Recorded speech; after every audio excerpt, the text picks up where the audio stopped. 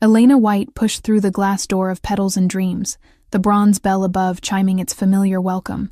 The floriculture shop's scent of roses and jasmine wrapped around her after another exhausting day of deliveries across Chicago. At 24, she'd grown accustomed to the ache in her feet and the permanent floral perfume that clung to her work clothes. The afternoon had been particularly brutal.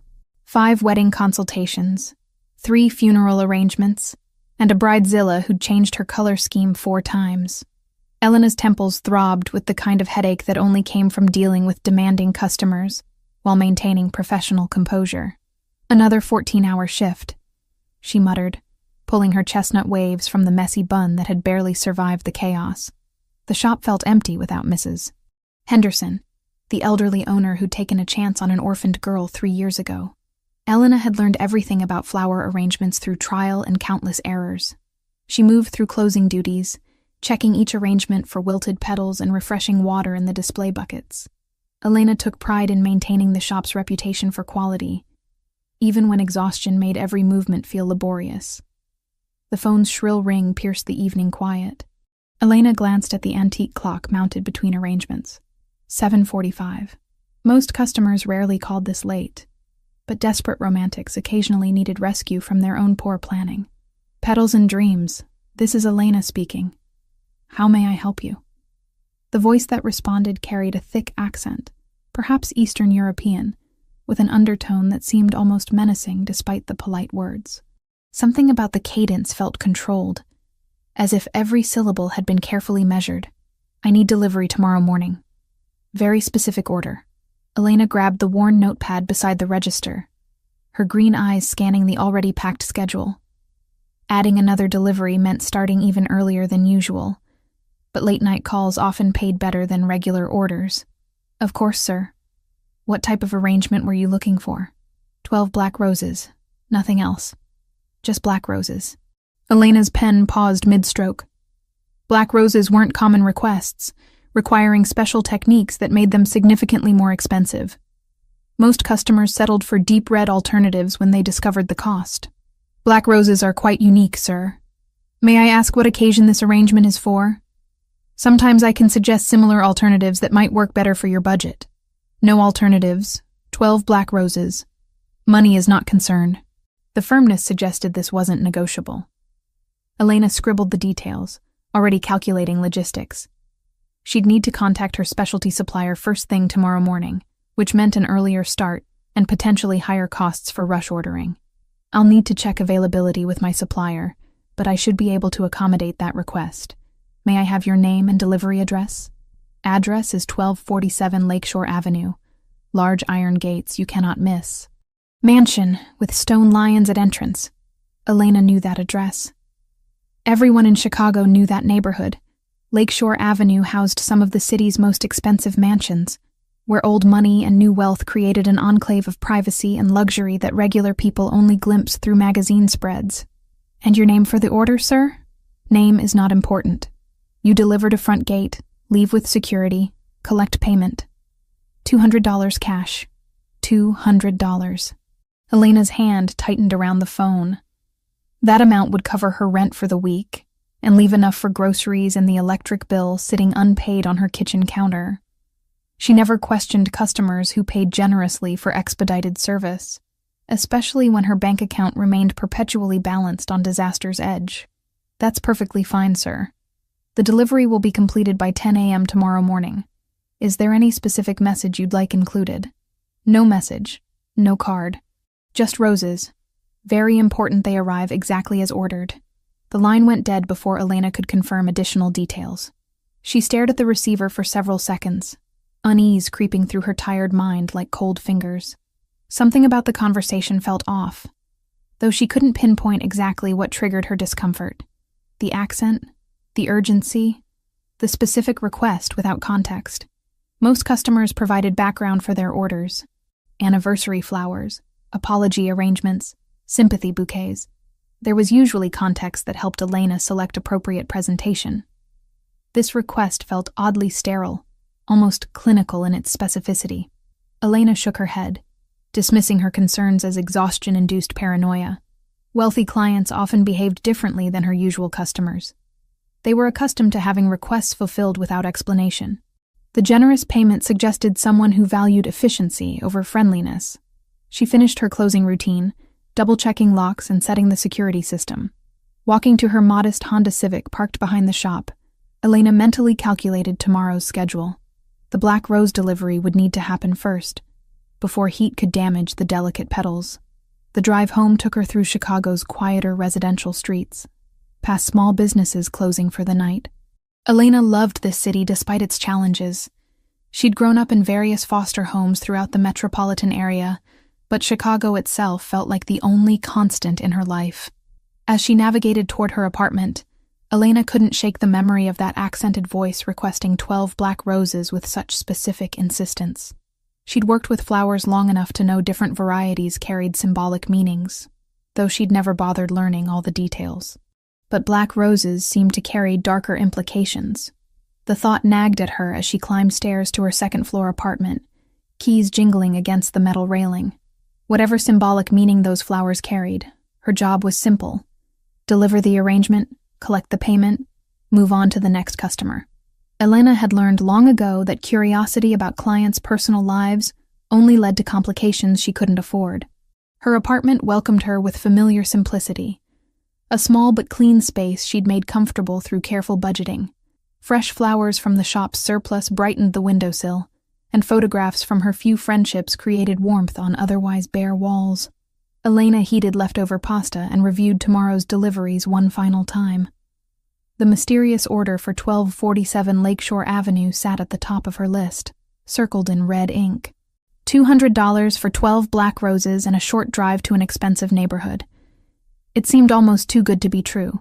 She finished her simple dinner and prepared for bed, setting her alarm for 5 a.m. to accommodate the early supplier call. Tomorrow would bring challenges, but also opportunities. Elena had survived worse situations through determination and careful planning. As she settled into sleep, Elena remained unaware that her acceptance of that strange phone order had set in motion events that would completely transform her quiet life. The black roses she would deliver tomorrow morning carried a meaning far more dangerous than she could possibly imagine, and the mansion behind those iron gates held secrets that would soon make her a target in a world she never knew existed. The rumble of engines outside Elena's modest apartment building cut through her morning routine like thunder through clear skies. She'd been awake since 5 a.m., successfully securing 12 pristine black roses from her specialty supplier and carefully arranging them in elegant black tissue paper. The delivery was scheduled for 9:30, giving her plenty of time to complete the mysterious order and move on to her regular appointments. But the sound outside her kitchen window wasn't the usual traffic noise of Chicago's morning commute. This was deeper, more deliberate, the synchronized purring of multiple powerful engines that seemed to vibrate through the building's thin walls. Elena paused mid-sip of her coffee, green eyes narrowing as she approached the window overlooking the street below. 3 black SUVs sat parked along the curb directly in front of her building, their tinted windows reflecting the early morning sunlight like dark mirrors. The vehicles looked expensive, pristine, and completely out of place in her working-class neighborhood where most residents drove decade-old sedans held together by hope and duct tape. Elena's heart skipped as she watched men in dark suits emerge from the vehicles with military precision. They moved like soldiers, scanning the area with practiced eyes, before positioning themselves strategically around the building's entrance.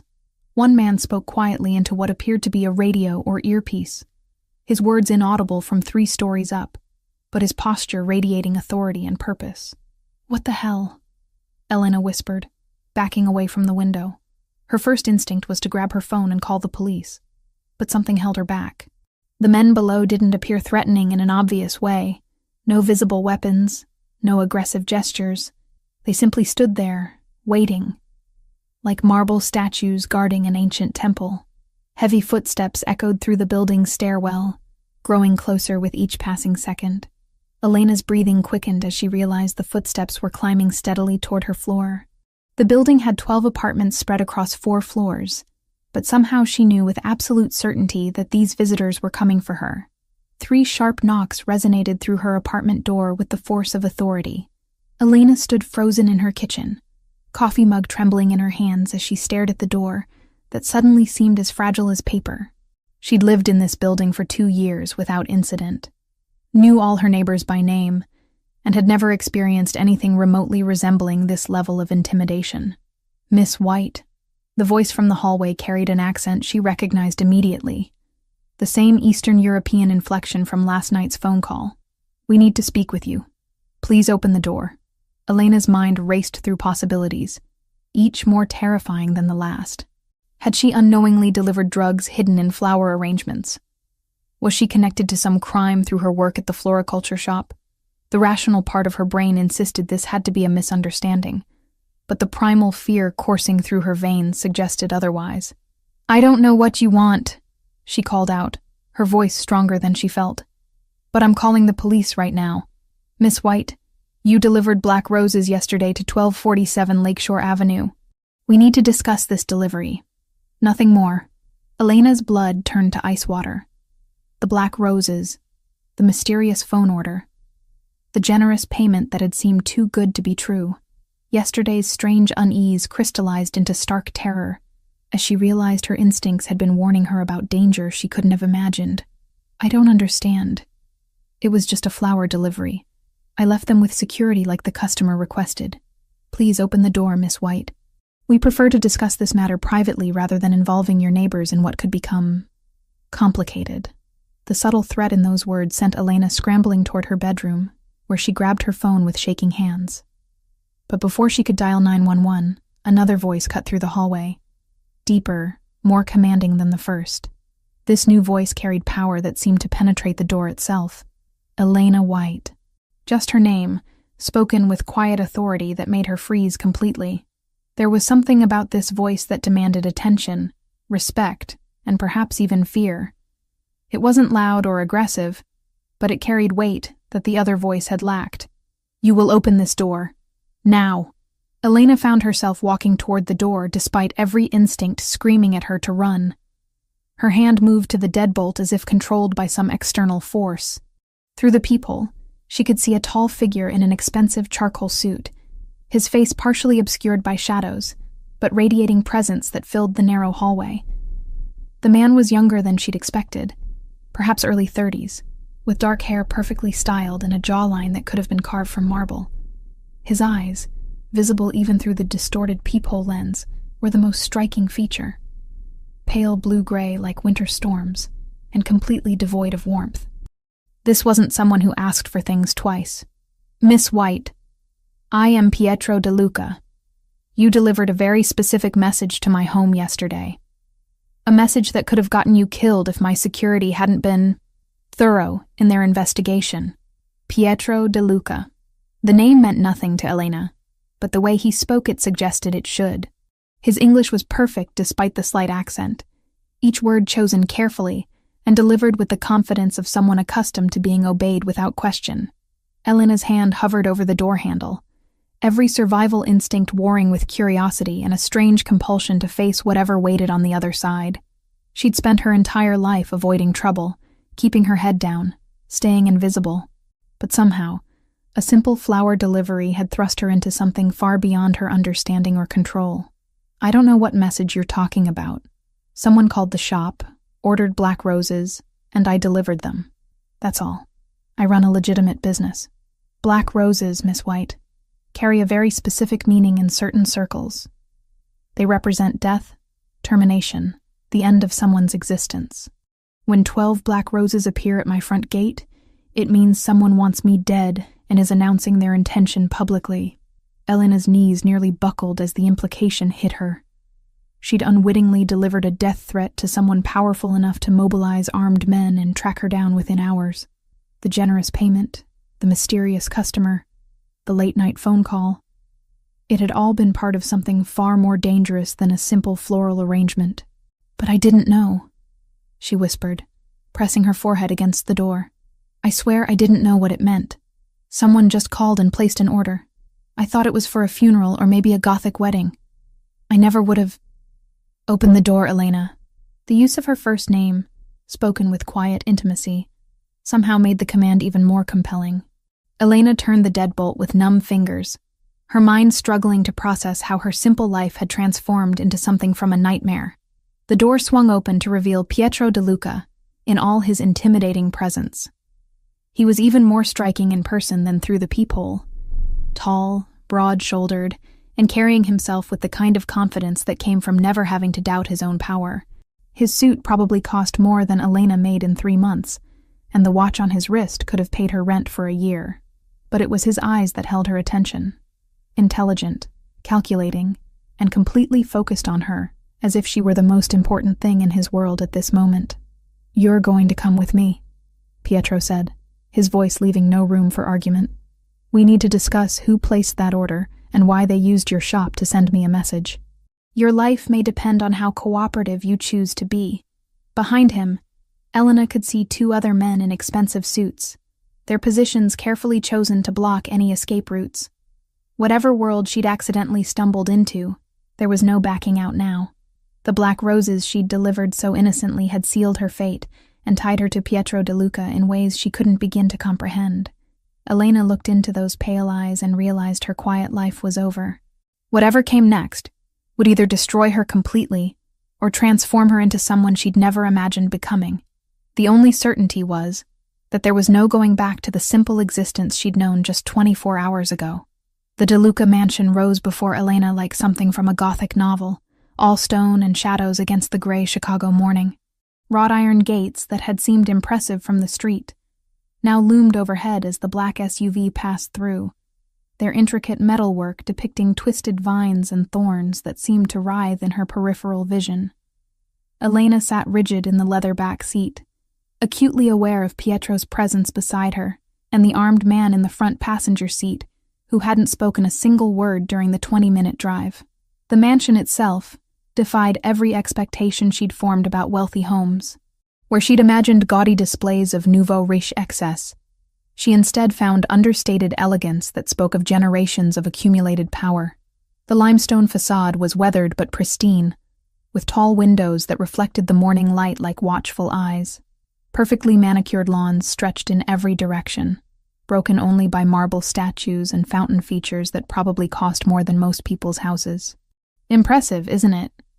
Pietro's voice carried a note of pride as he followed her gaze. "My great-grandfather built this place in 1924. He believed in creating something that would last for centuries, a legacy that couldn't be destroyed by temporary setbacks or changing fortunes." Elena said nothing, her throat too tight with fear to form coherent responses. Every detail she absorbed: the security cameras mounted discreetly among ornamental trees, the men positioned strategically around the grounds, the subtle fortifications disguised as decorative elements, reinforced the growing realization that she'd stumbled into a world where normal rules didn't apply. The SUV stopped beneath a covered portico where 2 more men in dark suits waited with military precision. One opened Pietro's door, while the other attended to Elena, their movements coordinated as if they'd performed this routine countless times. Elena noticed that neither man made eye contact with her, treating her like valuable cargo that required careful handling, but didn't merit personal acknowledgement. "This way, Miss White." Pietro's hand settled at the small of her back, guiding her toward massive oak doors carved with the same thorny vine motif that decorated the gates. The touch was light, but unmistakably proprietary, as if he'd already classified her as something belonging to his domain. Elena wanted to pull away from the contact, but something about Pietro's presence made resistance feel not just futile, but actively dangerous. The mansion's interior overwhelmed her senses immediately. Marble floors polished to mirror brightness reflected light from crystal chandeliers that cast rainbow patterns across cream-colored walls. Original oil paintings in gilded frames depicted scenes of Italian countryside and formal portraits of stern-faced men who shared Pietro's distinctive features. The air itself felt different here, heavier, perfumed with expensive candles and fresh flowers that probably cost more than Elena's weekly grocery budget. "My study is this way." Pietro led her through a corridor lined with more artwork and antique furnishings that belonged in museums rather than private homes. Elena's practical mind couldn't help calculating the value of what she was seeing, and the numbers made her dizzy. This wasn't just wealth. This was empire-level resources that suggested influence extending far beyond legal business ventures. The study itself was a shrine to masculine power and old-world sophistication. Floor-to-ceiling bookshelves held leather-bound volumes in multiple languages, while a massive mahogany desk dominated the center of the room like a throne. Behind the desk, windows overlooked gardens, where she could see more security personnel moving with purpose that suggested they were anything but decorative. "Please, sit." Pietro gestured to one of two wingback chairs positioned in front of his desk. Elena perched on the edge of the seat, ready to bolt, despite knowing that escape was impossible. Pietro moved behind his desk with fluid grace, removing his suit jacket and hanging it carefully on a brass coat rack before taking his own seat. For several long moments, he simply studied her with those unsettling pale eyes. Elena felt like a specimen under a microscope, every detail of her appearance and demeanor being catalogued and analyzed. She'd thrown on jeans and a simple sweater that morning, choosing comfort over style for what she'd expected to be a routine day of deliveries. Now she felt utterly underdressed and exposed under Pietro's scrutiny. "Tell me about yourself, Elena White." His voice was conversational, almost friendly. But Elena detected steel beneath the silk. 24 years old, orphaned at 16, worked your way through community college while living in foster care. Currently employed at Petals and Dreams Floriculture Shop, where you've worked for 3 years. No criminal record, no outstanding debts beyond normal living expenses, no romantic entanglements. A remarkably clean and simple life. Elena's blood chilled as she realized he'd investigated her thoroughly enough to know details she'd never shared with anyone. "How do you know all that?" "It's my business to know things, especially when someone delivers death threats to my home." Pietro leaned forward slightly, his gaze never wavering. "The question isn't how I know about you, Elena. The question is whether you're as innocent as your background suggests, or whether someone recruited you specifically because you appeared harmless." "Recruited me for what?" "I told you I just work at a flower shop. Someone called, placed an order, and I delivered it. I had no idea what black roses meant in your world. My world." Pietro's lips curved in what might have been amusement. "And what world do you think that is exactly?" Elena swallowed hard, finally voicing what had been growing clearer with every passing minute. "You're mafia, aren't you? The security, the mansion, the way everyone acts around you. You're some kind of crime boss. I prefer businessman, but your assessment isn't entirely inaccurate." Pietro's admission was matter-of-fact, as if discussing the weather. The DeLuca family has various interests throughout Chicago and beyond. Some of those interests exist in gray areas that law enforcement finds problematic. Elena's hands trembled in her lap. "And someone used my flower shop to threaten you." "Precisely. The caller who placed that order knew exactly what message he was sending. Black roses at my gate announce intention to kill. A formal declaration of war between organizations. It's an old tradition, one that carries serious consequences for everyone involved. But I didn't know. I swear to you, I had no idea." Pietro opened a leather folder on his desk and slid several photographs across the mahogany surface toward Elena. "These were taken outside your apartment building over the past 3 weeks. Tell me if you recognize the man in the car." Elena's breath caught as she studied the surveillance photos. They showed her modest street from multiple angles, but in each image, the same dark sedan was parked in different positions with a clear view of her building. In one photo, she could make out a figure behind the wheel, middle-aged, wearing sunglasses despite the overcast day, with sharp features that suggested Eastern European heritage. "I've never seen him before," Elena said, her voice barely above a whisper. "Someone was watching me? For weeks. Long before the phone call to your shop. This suggests your involvement wasn't random, Elena. Someone specifically chose you as their messenger, probably because your background makes you appear innocent and unconnected to organized crime." Elena felt sick as the implications crashed over her. "You think someone set me up, used me to deliver a death threat without my knowledge." "I don't think, Elena, I know." Pietro gathered the photographs back into the folder. "The question now is what we do about it. You've seen my face, been in my home, learned things about my business that outsiders aren't meant to know. Under normal circumstances, that would create problems for both of us. The threat was subtle, but unmistakable." Elena understood that she'd crossed a line from which there might be no return. Her simple life, her quiet existence, her carefully maintained distance from trouble, All of it had been shattered by one phone call and a dozen black roses. "What are you going to do to me?" The question emerged as barely a whisper. Pietro studied her for another long moment, something unreadable flickering in those pale eyes. When he finally spoke, his voice carried a gentleness that surprised her. "That depends on you, Elena. You can help me find out who used you as their unwitting messenger, or you can become a liability that needs to be managed. The choice is yours. But understand that there's no returning to your old life either way. You know too much now to simply walk away and pretend this never happened." Elena closed her eyes, realizing that her world had fundamentally changed in ways she was still struggling to comprehend. Whatever happened next would transform her from Elena White the florist into something else entirely, either Pietro De Luca's ally or his victim. The only certainty was that her quiet, ordinary life was gone forever. The safe house was nothing like Elena had imagined.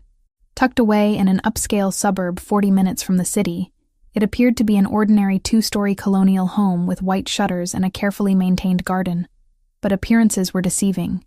The windows were bulletproof, the doors reinforced with steel, and security cameras monitored every approach angle. Pietro had explained this during the drive while Elena sat in stunned silence, trying to process how her life had transformed from mundane to life-threatening in less than 24 hours. "You'll be comfortable here," Pietro said as they walked through the front door, his hand still positioned protectively at the small of her back. "Maria keeps the house stocked with everything you might need." Maria turned out to be a stern-faced woman in her 50s, with graying hair pulled into a tight bun and eyes that missed nothing. She greeted Pietro with respectful familiarity, but studied Elena with barely concealed suspicion, as if trying to determine whether this newcomer represented threat or burden to their carefully ordered world. "The guest suite is ready, Mr. De Luca," Maria said, her accent similar to Pietro's but more pronounced. "Giuseppe has completed the perimeter check, and we have men positioned at all access points." Elena listened to this exchange with growing dread. The casual discussion of armed guards and security protocols reinforced how completely she'd left her normal world behind. 3 days ago, her biggest concern had been making rent on time. Now she was hiding from people who wanted to kill her for reasons she still didn't fully understand. The guest suite occupied the entire second floor, consisting of a spacious bedroom, private bathroom, and sitting area with windows overlooking the garden. The furnishings were expensive but not ostentatious. Comfortable chairs, quality linens, fresh flowers that reminded Elena painfully of her abandoned life at Petals and Dreams. "I can't stay here indefinitely," Elena said, as Pietro conducted a brief inspection of the rooms. "I have a job, responsibilities. People will notice if I just disappear." "Your responsibilities have changed," Pietro replied without looking at her. He was checking window locks, with practiced efficiency. His movements those of someone accustomed to thinking about security, even in supposedly safe environments. "Maria will retrieve whatever you need from your apartment. As for your job, I've arranged for you to take medical leave due to a family emergency." Elena stared at him. "You can't just rearrange my life without asking." Pietro finally turned to face her, those pale eyes holding an intensity that made her step back involuntarily. "Elena, 3 hours ago someone bombed Petals and Dreams. The entire shop is gone along with half the block. If you'd been at work this morning instead of delivering black roses, you'd be dead." The words hit Elena like physical blows.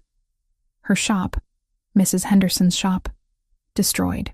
The place where she'd learned everything about flowers, where she'd built something resembling stability after years of foster care uncertainty.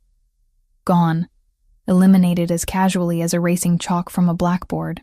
"Mrs. Henderson," Elena whispered, sinking into one of the chairs. "Is she wasn't there. According to our information, she was visiting her sister in Milwaukee this week. But the message is clear. Whoever orchestrated this wants to eliminate any connection between you and that phone call."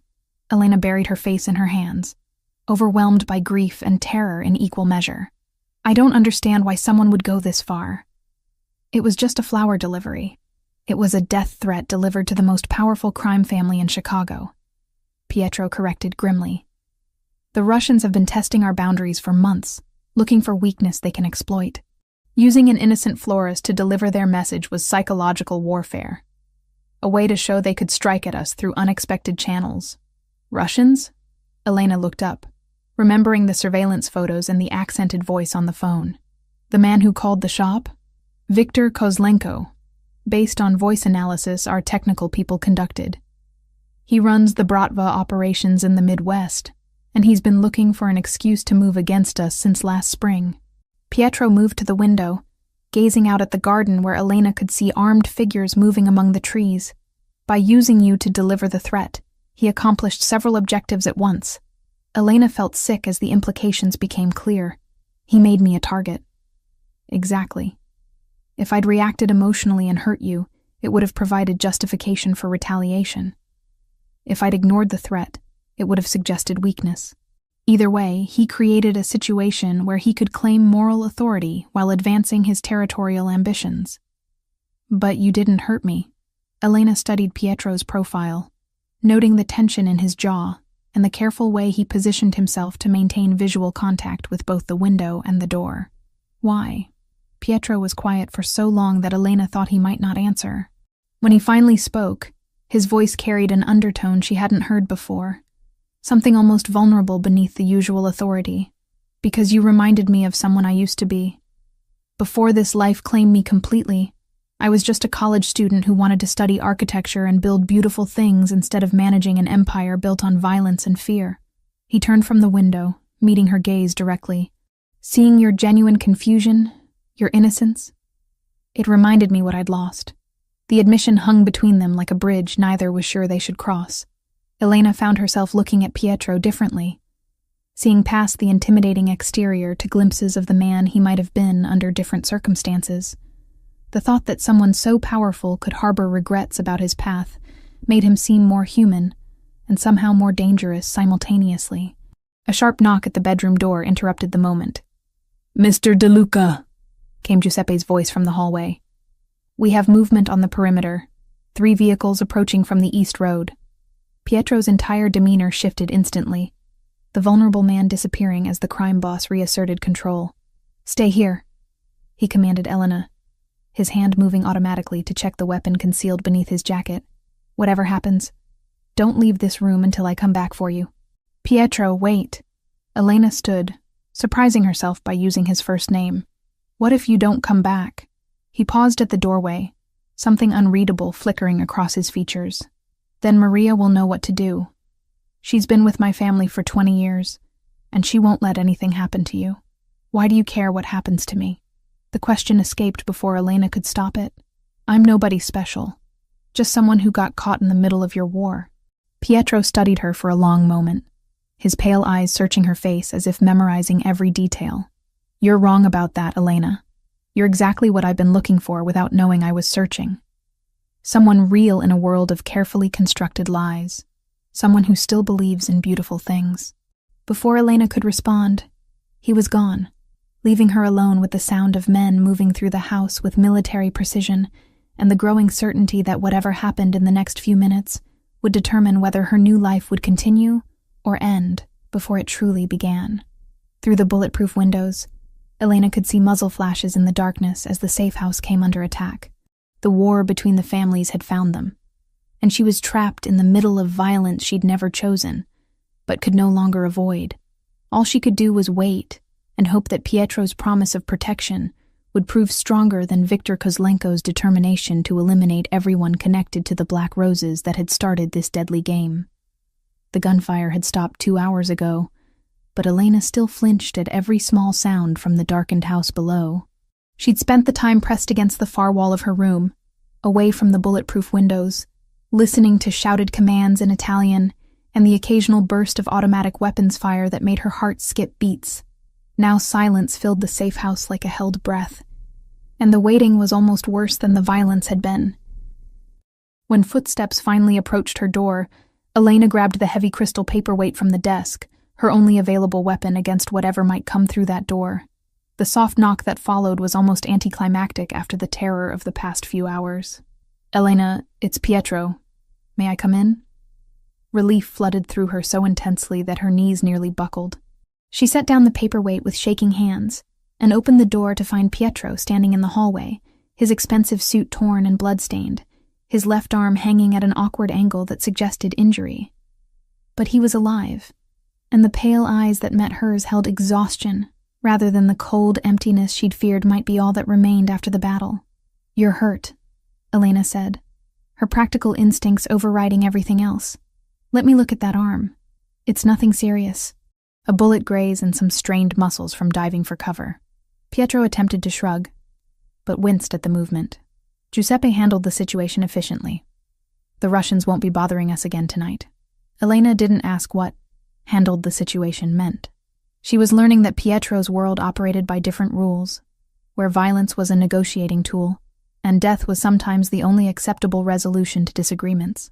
Instead, she focused on what she could control: the bleeding cut on his forehead and the way he favored his injured arm. "Sit down," she commanded, gesturing toward the chair by the window. "You need medical attention, and I'm the closest thing to a nurse you're going to find tonight." Pietro's eyebrows rose at her tone. "Are you giving me orders, Elena?" "Yes, I am. You saved my life tonight, which means I get to return the favor by making sure you don't bleed to death from stubbornness." Elena moved to the bathroom, gathering towels and the first aid kit she'd noticed earlier. Besides, someone needs to clean those wounds properly before they get infected. To her surprise, Pietro complied without further argument, settling into the chair with careful movements that revealed more injuries than he'd initially admitted. Elena approached him slowly, suddenly aware of the intimacy required to tend his wounds and the way the lamplight played across his sharp features. "This is going to sting," Elena warned, as she dabbed antiseptic on the cut above his eyebrow. Pietro remained perfectly still under her ministrations, his pale eyes never leaving her face as she worked. The intensity of his gaze made her hands tremble slightly, but she forced herself to focus on cleaning the wound thoroughly. "Where did you learn to do this?" Pietro asked quietly. "Foster care teaches you basic medical skills quickly.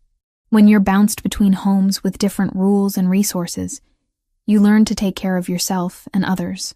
Elena moved to examine his injured arm, carefully rolling up his torn sleeve to reveal a bullet graze along his bicep. "I spent 2 years with a foster mother who was a retired army medic. She made sure I knew how to handle emergency situations. The system failed you."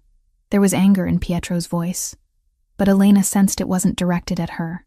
Children shouldn't have to learn survival skills before they learn to drive. "The system isn't perfect, but it kept me alive until I could make my own way." Elena began cleaning the bullet wound, noting how Pietro controlled his breathing to manage the pain without showing weakness. "Some of my foster families were wonderful people doing their best in difficult circumstances. Others weren't. Tell me about the ones who weren't." Pietro's request was quiet, but carried unmistakable command.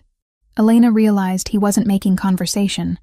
He was gathering information about her past, learning what had shaped her into the woman treating his wounds with gentle competence. The Hendersons were the worst. They took in kids for the monthly payments but provided minimal care in return. 3 of us shared a basement room with no heat, and we were expected to earn our keep through household labor and babysitting their biological children. Elena's voice remained steady as she recounted memories she rarely shared. "I was 14, and I learned to make meals from whatever expired food they bought in bulk. I learned to mend clothes until they fell apart completely. Mostly, I learned that survival meant being useful enough to keep, but invisible enough to avoid attention." Pietro's jaw tightened as he processed this information. "How long were you with them?" 18 months, until Mrs. Henderson tried to rent me out to her brother for weekend babysitting that had nothing to do with children." Elena finished bandaging Pietro's arm and moved back to check his forehead wound. "I ran away that night and didn't go back. Social services moved me to a different placement after that." "And the better families?" Elena's expression softened. "The Garcias were incredible.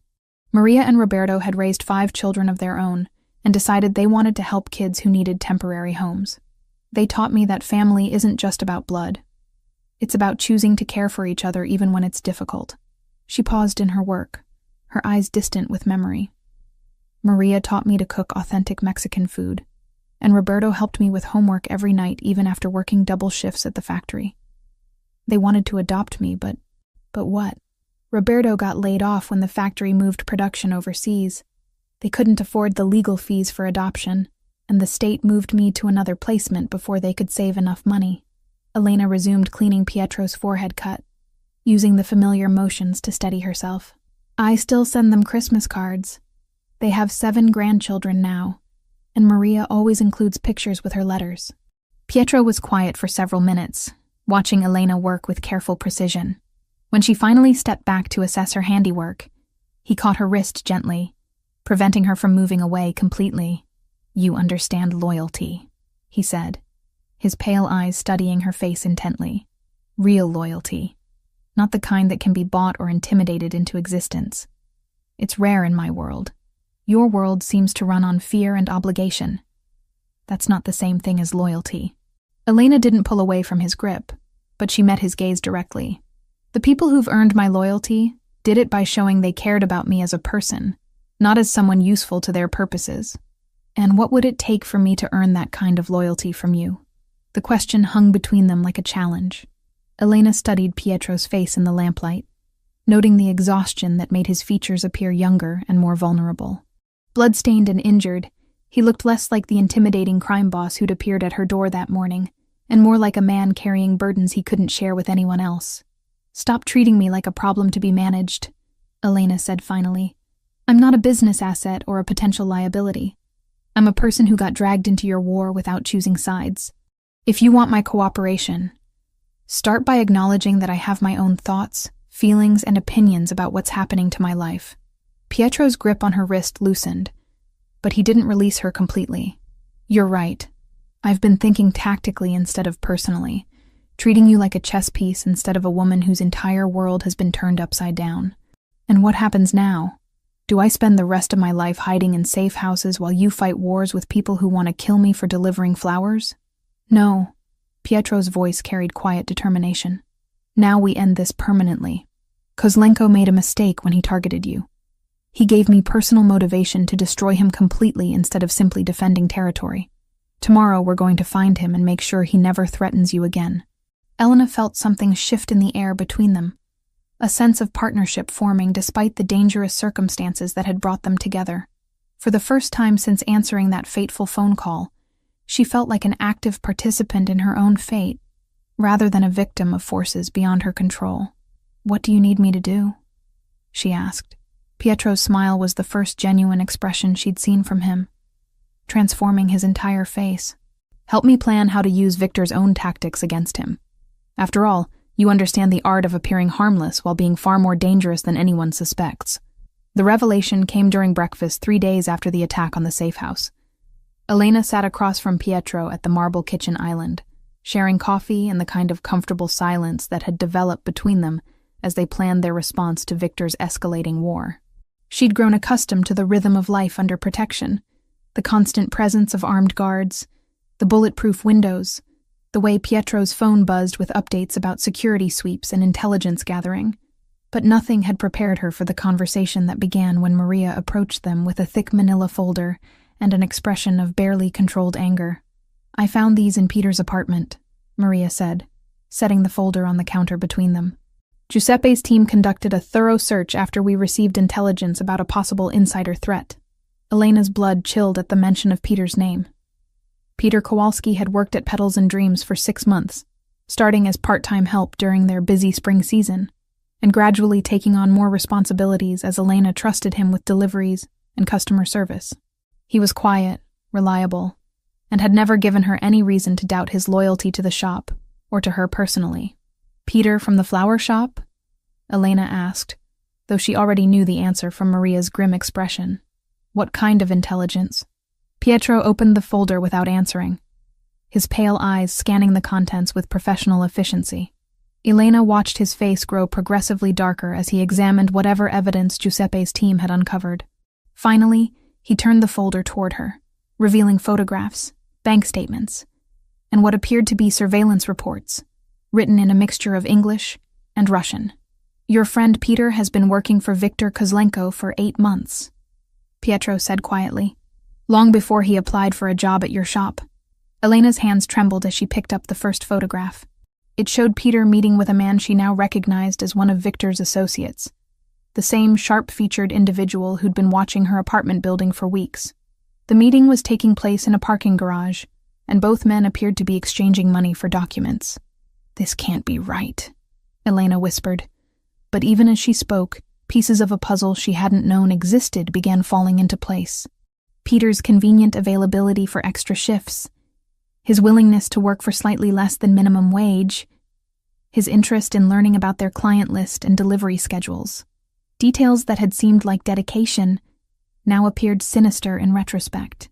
Bank records show regular payments from a shell company controlled by the Kozlenko organization. Pietro continued, his voice gentle despite the harsh reality he was revealing. $2,000 a month for information about your customers, your routines, and your personal life. Elena felt sick as she realized how thoroughly she'd been betrayed. Peter hadn't just been spying on the business. He'd been reporting on her daily habits, her financial struggles, her complete lack of connections to organized crime. Information that had made her the perfect unwitting messenger for Victor's death threat. The phone call, Elena said, understanding flooding through her. Peter would have known our usual closing routine, when I'd be alone at the shop to take late orders. Exactly. Victor needed someone who could place the Black Rose order at precisely the right time, ensuring you'd be the one to answer and accept the delivery request. Pietro's jaw tightened with controlled fury. Your friend provided them with weeks of intelligence about your schedule, your personality, even your financial desperation that would make you unlikely to refuse a generous payment. Elena stared at the surveillance photos spread across the kitchen counter, each image revealing another layer of Peter's deception. Meeting with Russian operatives, photographing delivery receipts, even taking pictures of Elena herself as she worked in the shop. The violation felt more personal than anything Victor had done directly. There's more, Maria said grimly, pulling additional documents from the folder. Phone records show Peter made 17 calls to known Kozlenko numbers in the past month. The last call was made 2 hours before the bombing of Petals and Dreams. He warned them, Elena realized, her voice barely above a whisper. He told them I wasn't at the shop that morning. The bombing wasn't meant to kill you, Pietro confirmed. It was meant to eliminate evidence of their surveillance operation and force you to rely completely on me for protection. Victor wanted to isolate you, make you dependent on my resources while he planned his next move. Elena pushed the photographs away, unable to look at more evidence of Peter's betrayal. She'd trusted him, had even covered his shifts when his girlfriend was sick, had treated him like the younger brother she'd never had. The thought that he'd been reporting on her kindness to people who wanted to use it against her made her feel foolish and naive. Where is he now? Elena asked. Pietro and Maria exchanged glances before Pietro answered. Giuseppe's team found him at a motel near O'Hare Airport with a fake passport and enough cash to disappear permanently. He was planning to leave the country tonight. Was planning? Elena caught the past tense and felt her stomach clench. What happened to him? He's alive, Pietro said carefully. But he's in a position where he can't cause any more harm to you or compromise my organization's security. Elena understood the implication without needing details. Peter was being held somewhere secure, probably undergoing interrogation about Victor's plans and the extent of the surveillance operation. In Pietro's world, betrayal carried consequences far more severe than job termination or criminal prosecution. I want to see him, Elena said suddenly. Pietro's eyebrows rose. That's not advisable. You've been through enough trauma without confronting the person who orchestrated your involvement in this situation. I need to understand why. Elena stood, pacing to the window where she could see Giuseppe's men patrolling the garden. Peter seemed genuinely friendly. He asked about my life, remembered details about things I cared about. If it was all an act, I need to know how completely I was fooled. Elena, interrogating turncoats isn't something civilians should witness. These conversations can become intense. I'm not a civilian anymore, Elena replied, turning to face Pietro with determination she didn't entirely feel. Victor made sure of that when he targeted me. If I'm going to survive in your world, I need to understand how deception works, how people can lie so convincingly that you trust them with your life. Pietro studied her for a long moment, weighing risks against her obvious need for closure. If I agree to this, you follow my lead completely. You don't react emotionally, you don't make threats, and you leave when I tell you to leave. Peter is dangerous precisely because he's skilled at manipulation. Elena nodded, though part of her wondered if she was making another mistake by trusting Pietro's judgment. But she needed answers that only Peter could provide. Needed to understand how someone could smile at her every day while systematically betraying everything she cared about. "One more thing," Pietro said as they prepared to leave. Peter wasn't working alone. The surveillance operation, the timing of Victor's moves, the coordination required, it suggests he had help from someone else close to you. Someone you haven't suspected yet. Elena's blood chilled as she realized the betrayal might extend beyond Peter. In a world where loyalty could be purchased and deception was a professional skill, anyone could be working for the enemy. Even people she'd trusted for years could be reporting on her movements, her weaknesses, her growing feelings for the man who'd become both her protector and her captor. The drive to Giuseppe's interrogation site took them through Chicago's industrial district, past abandoned warehouses and forgotten buildings where secrets could be kept and difficult conversations could occur without interruption. Elena sat beside Pietro in tense silence, preparing herself to confront the man who'd sold her trust for Russian money and nearly gotten her killed in the process. But first, she needed to understand how thoroughly she'd been deceived, and whether anyone else in her limited circle of friends and acquaintances was still working for Viktor Kozlenko. The war between the families had become personal, and Elena was determined to identify every enemy before she committed completely to Pietro's dangerous world. The warehouse where they held Viktor Kozlenko smelled of rust, motor oil, and fear.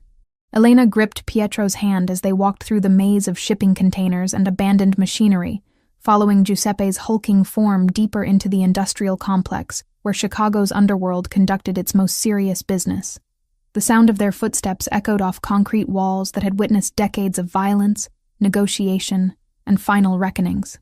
"Remember what I told you," Pietro murmured as they approached a reinforced door guarded by 2 armed men. "Stay calm, don't react emotionally, and trust me to handle the situation." Elena nodded, though her heart hammered against her ribs with each step closer to confronting the man who'd orchestrated the destruction of her peaceful life. 3 weeks ago, she'd been worried about rent payments and wedding consultations. Now she was walking into a confrontation with a Russian crime boss who'd used her innocence as a weapon against the man she was falling in love with. The guard stepped aside respectfully as Pietro approached, their deference absolute despite the casual way they carried automatic weapons. Giuseppe unlocked the heavy door with practiced efficiency, revealing a sparse room furnished with folding chairs, a metal table, and industrial lighting that cast harsh shadows across every surface. Viktor Kozlenko sat in the center of it all, his hands zip-tied behind the chair, his expensive suit torn and blood-stained from what had clearly been a violent capture. But his pale eyes remained defiant as they fixed on Pietro, then shifted to Elena with undisguised curiosity. Even restrained and defeated, he radiated the kind of dangerous charisma that had built a criminal empire across multiple states. "The famous Pietro De Luca," Victor said, his accent thick but his English precise. "And the little flower girl who started this whole mess. How romantic that you've brought her to witness my execution." "No one's being executed tonight, Victor." Pietro pulled out a chair for Elena before taking his own seat across from the Russian. "This is a business meeting to discuss the terms of your surrender." Victor laughed, a sound devoid of humor. "Surrender? You think I came to Chicago unprepared for war with your family?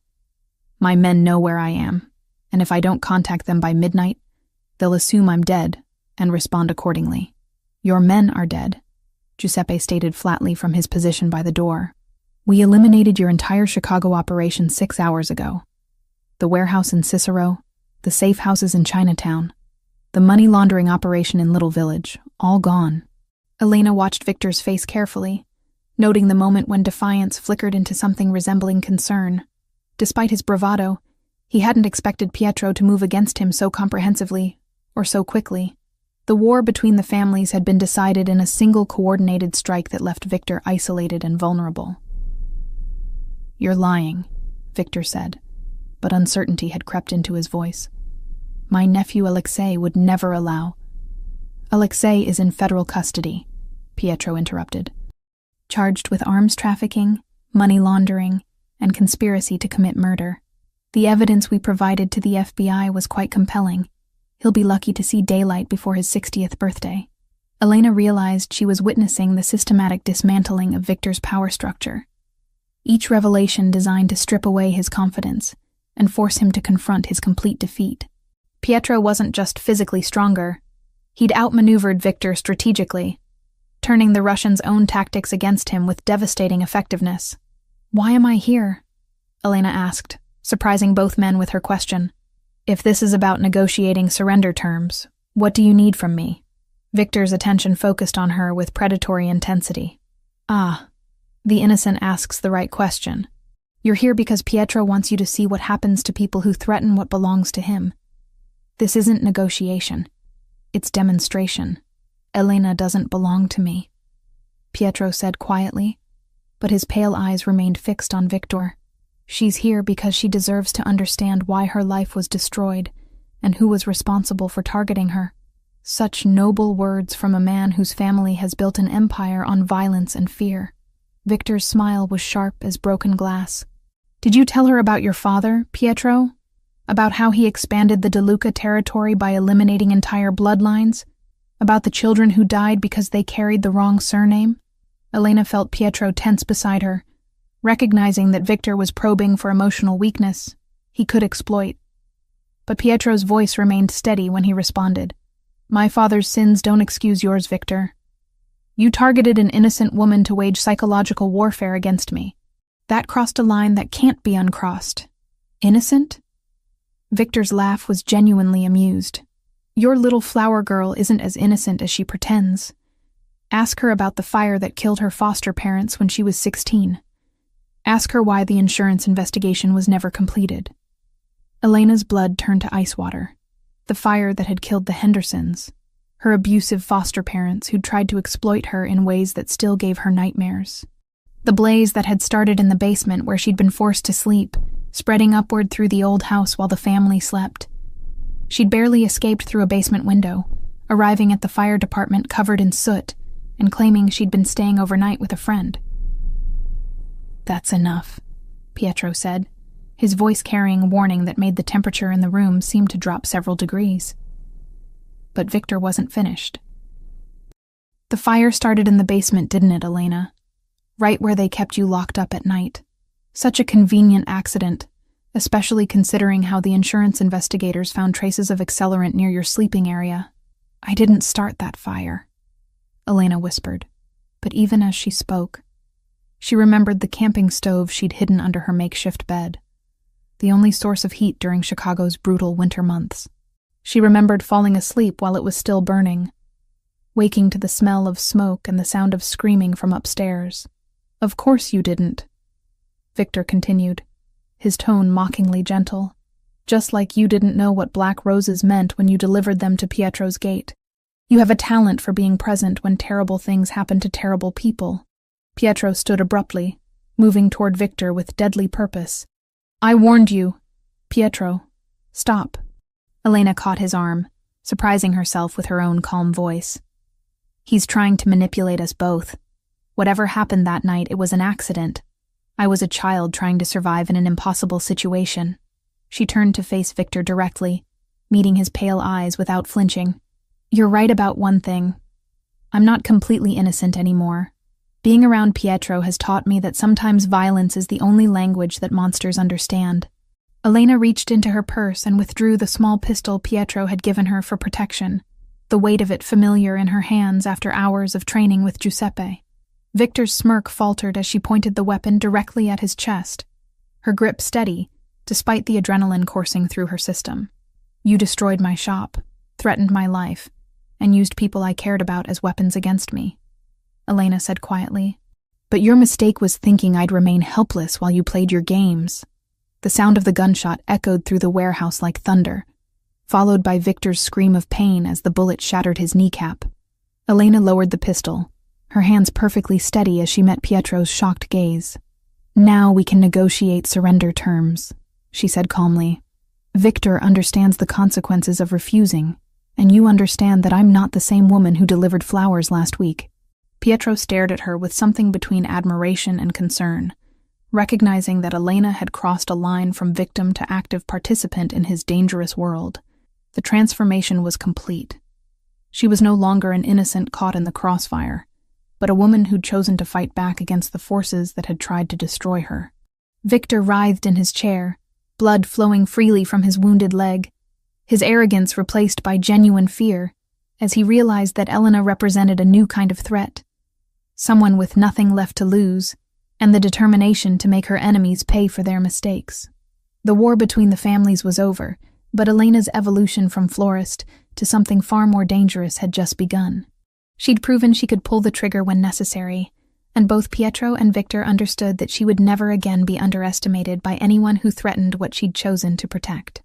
6 months later, Elena DeLuca stood at the floor-to-ceiling windows of the penthouse office overlooking Lake Michigan, watching cargo ships navigate the harbor while reviewing shipping manifests for Pietro's legitimate import business.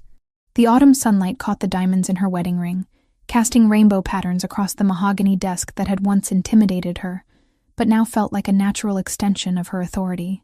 The transformation from florist to crime boss's wife had been more dramatic than she'd ever imagined possible. But Elena had discovered talents for organization and strategic thinking that surprised everyone, including herself. What had begun as helping Pietro manage his legitimate business interests had evolved into partnership in ways that extended far beyond their marriage certificate. The Nightingale shipment cleared customs without inspection, Giuseppe reported from the doorway, his massive frame filling the space as he delivered the weekly intelligence briefing.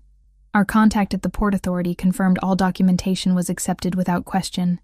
Elena nodded, making notes in the coded ledger that tracked their various operations. The Nightingale shipments contained medical supplies for the network of clinics Pietro funded throughout Chicago's underserved neighborhoods. But they also provided cover for more sensitive cargo that helped maintain their territorial agreements with other families. "Any word from our friends in Milwaukee about the Torino situation?" Elena asked, referring to a rival family attempting to expand into their pharmaceutical distribution territory. "Handled quietly," Giuseppe replied. "No complications, no police involvement. The Torinos have agreed to focus their attention on cities where they won't encounter resistance from established operations." The language of violence had become as familiar to Elena as flower arrangements once were, though she preferred solutions that didn't require bloodshed. Her background in customer service had translated surprisingly well to managing criminal negotiations, understanding what people really wanted, finding compromises that let everyone save face, knowing when to appear sympathetic and when to project strength. Pietro emerged from the private elevator that connected their office to the residential floors above, carrying 2 cups of espresso and wearing the slight smile that had become more frequent since Viktor Kozlenko's permanent departure from Chicago 6 months ago. The Russian had been shipped back to Moscow in several different containers, his organization's assets absorbed into the DeLuca empire through careful negotiation with federal authorities who'd been convinced that cooperation served everyone's interests. "The Henderson proposal came through," Pietro said, settling into the chair beside Elena's desk rather than behind his own. "They've agreed to our terms for the Riverside Development Project." Elena accepted her espresso with a kiss that still sent electricity through her system despite 6 months of marriage. The legitimate development projects had become her specialty, using her understanding of city planning and community needs to identify profitable opportunities that also provided genuine benefits to Chicago's neighborhoods. "What about the community center we discussed?" Elena asked. "The one with the youth programs and job training facilities?" "Already included in the architectural plans. Maria is coordinating with the contractors to ensure construction begins by spring." Pietro's expression softened as he watched Elena review the development contracts. "You realize you're becoming more ruthless in business negotiations than I am? The Henderson Group was terrified of disappointing you after that last meeting." Elena laughed, remembering how she'd quietly suggested that disappointed business partners sometimes experienced unfortunate accidents in Pietro's world. The threat had been subtle enough to maintain plausible deniability, but clear enough to ensure rapid agreement to their terms.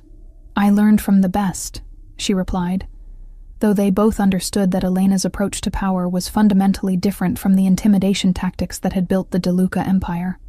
She preferred psychological pressure to physical violence, economic leverage to direct confrontation, and she'd proven remarkably effective at expanding their influence through methods that attracted less law enforcement attention.